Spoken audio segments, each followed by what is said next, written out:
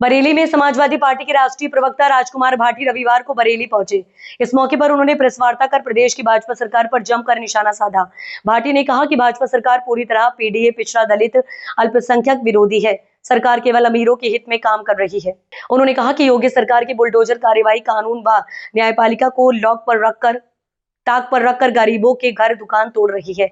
भाटी ने आरोप लगाया कि प्रदेश में हो रहे सभी पुलिस एनकाउंटर फर्जी। उन्होंने सवाल उठाया कि हर मुठभेड़ में गोली पैर में ही क्यों लगती है और अगर मौत होती है तो सिर या सीने में क्यों लगती है।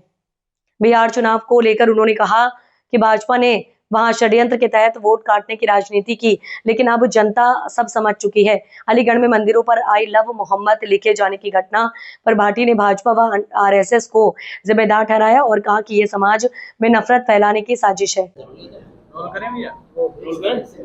जी, सबसे पहले तो आप यहाँ बरेली आए हैं, पहले एक बार ब्रीफ कर दीजिए क्या आज जो इस समय राजनीतिक समीकरण चल रहे हैं उसके बारे में क्या कहना है। देखिए, पहले तो मैं बरेली के लोगों का बहुत बहुत आभार, बहुत बहुत धन्यवाद व्यक्त करना चाहता हूँ। ये मेरा पीडीए चौपाल के अभियान में लगभग 20वां जिला है। मैं इससे पहले 20 जिलों की 50 विधानसभा क्षेत्रों में मीटिंग कर चुका हूँ। यहाँ जो मुझे एक माहौल मिला बरेली में आके, वो बहुत विशिष्ट है। बरेली के लोग मुझे काफ़ी जागरूक नज़र आए, काफ़ी समझदार, विचारशील और बड़ी मोहब्बत और बड़ा सम्मान बरेली के लोगों ने दिया, उसके लिए मैं आभारी हूँ। जो हमारा अभियान है वो समाजवादी पार्टी के राष्ट्रीय अध्यक्ष श्री अखिलेश यादव जी के आह्वान पर पीडीए समाज को जागरूक करने के लिए, संगठित करने के लिए हम ये पीडीए चौपालों का आयोजन कर रहे हैं जगह जगह पर। और मेरा खास फोकस, मेरा व्यक्तिगत गुर्जर समाज के ऊपर ज़्यादा इसलिए है कि गुर्जर समाज मुझे कम जागरूक दिखाई देता है।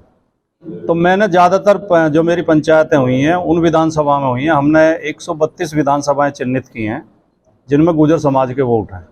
वैसे पीडीए के सभी लोग आते हैं मीटिंग में, लेकिन ख़ास तौर से जहाँ गुर्जर बहुलता है वहाँ पर हम मीटिंग करते हैं और उन लोगों को ये समझाते हैं कि भारतीय जनता पार्टी के शासन में पीडीए के साथ क्या क्या अन्याय हुए हैं, क्या क्या भेदभाव हुए हैं, किस तरह उनके हक मारे गए हैं, किस तरह उन्हें पीछे धकेला गया है।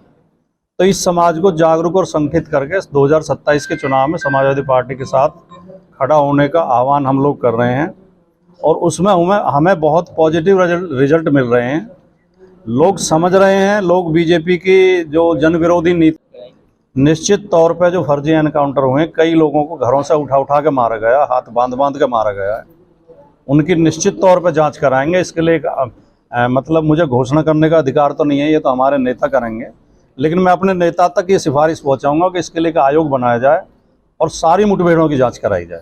काफी सवाल बरेली में बवाल हुआ जिसमें मौलाना तौकीर रजा को जेल भेजा गया, तमाम लोगों को जेल भेजा गया, यहाँ भी बुलडोजर की कार्रवाई हुई है, सीलिंग की कार्रवाई हुई है, इसको किस तरीके से देखते हैं जो बरेली की हिंसा हुई है।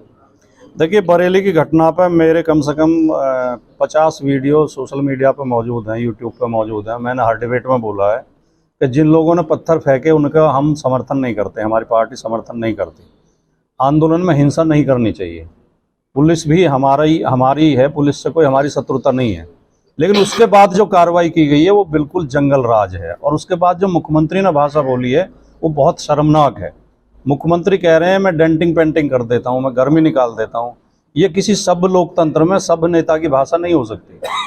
जनता के द्वारा निर्वाचित नेता की भाषा ये नहीं हो सकती।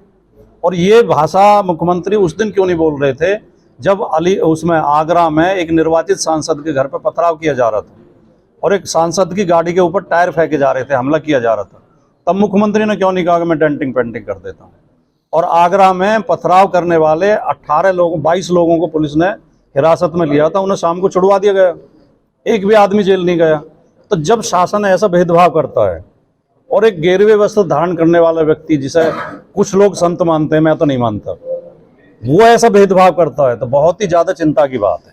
योगी जी ने कहा है कि जो हलाल सर्टिफिकेट है उसको लेके तमाम की आजकल साबुन भी हलाल आ रहा है, माचिस भी हलाल आ रही है, दूसरा इसके लिए जो फंडिंग होती है वो विदेशों से हो रही है, पूरा जो पैसा खर्च हो रहा है वो लव जिहाद में और धर्मांतर में।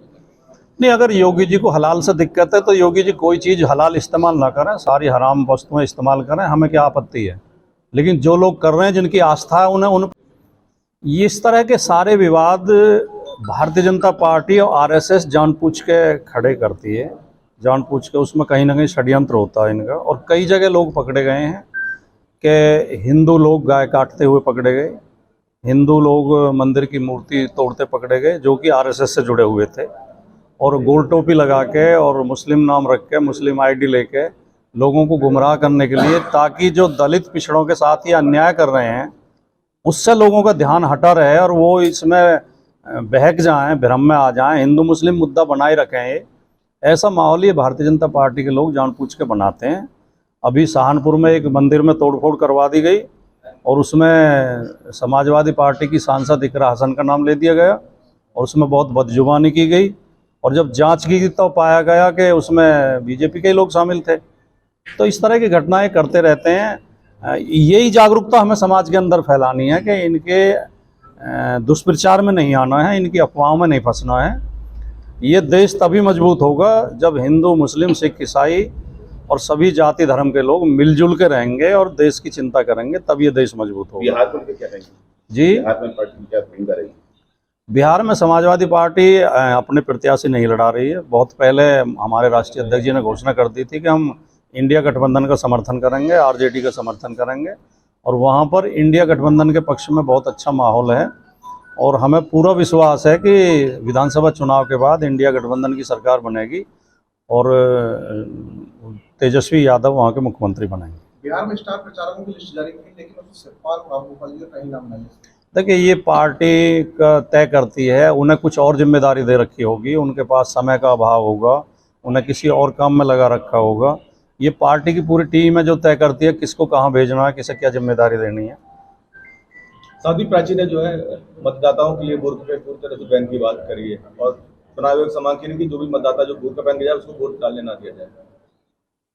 नहीं, ये कोई बहुत ज़्यादा हम इस बात के विरोध में नहीं है कि भाई मतदाता चेहरा ना दिखाएं, लेकिन जब ये बुर्का की बात करते हैं तब इनकी नीयत पता चल जाती है। उन्हें कहना चाहिए कि कोई भी पर्दे में नहीं जा। क्या हिंदुओं में पर्दा फिरता नहीं है? क्या हिंदू महिलाएं पर्दा नहीं करती?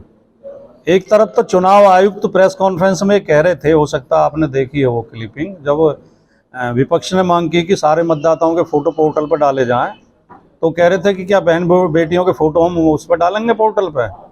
ये उनका अपमान नहीं होगा? चुनाव आयुक्त कह रहे हैं।